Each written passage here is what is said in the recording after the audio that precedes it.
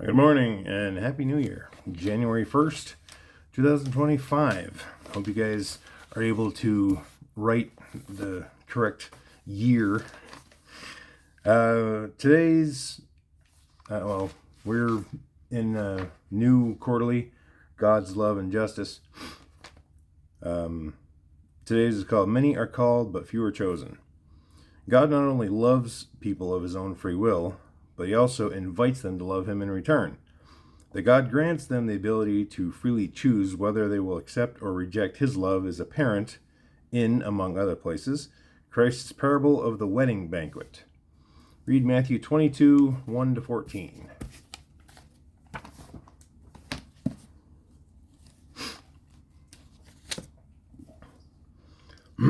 And Jesus answered and spoke to them again by parables and said, The kingdom of heaven is like a certain king who arranged a marriage for his son, and sent out his servants to call those who were invited to the wedding, and they were not willing to come.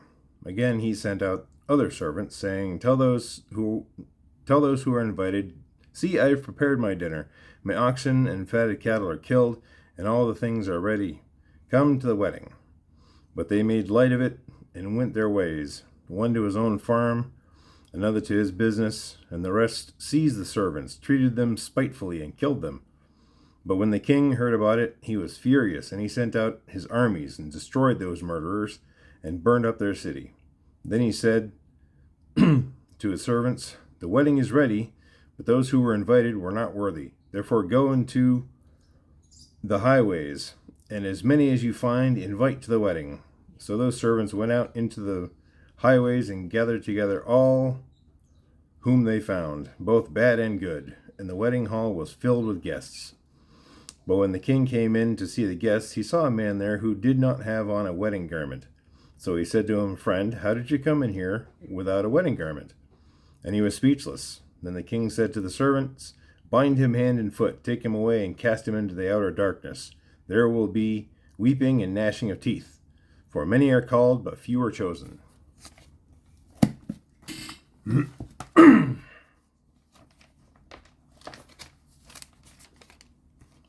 In Christ's parable of the wedding banquet, a king arranges a marriage for his son and sends out his servants to call those who were invited to the wedding.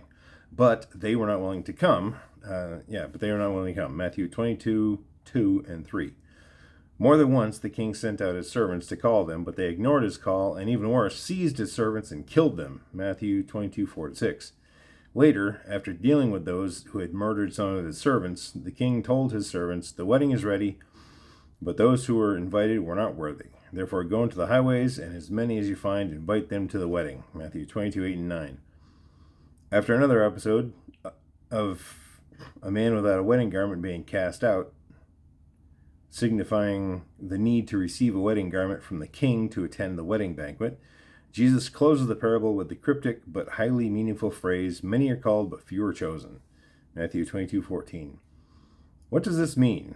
Those who are finally chosen, the elect, are those who have accepted the Lord's invitation to the wedding. The term translated call and invite throughout the parable is the Greek kaleo, K-A-L-E-O, kaleo, to call or invite. And what determines who is finally elect,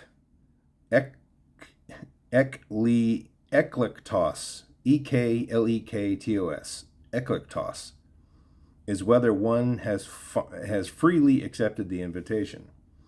In fact, God calls, that is, invites, everyone to the wedding feast. However, any one of us can refuse God's love. Freedom is essential to love. God will never force his love on anyone. Sad to say, we can reject having a love relationship with God. The elect are those who accept the invitation. For those who love God, God has prepared things more wonderful than anything that we could possibly imagine.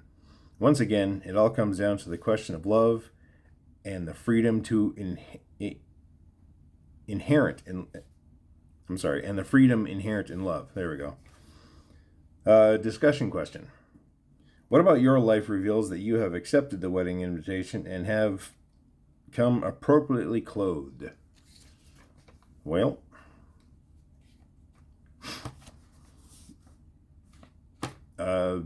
I'm voluntarily reading this and putting it out on public social media, well knowing that I could gain ridicule and scorn, but I'm doing that in hopes that some people will accept God's love. Anyway, Merry Christmas. Yeah, where's my mind at, huh? Happy New Year. Have a nice week.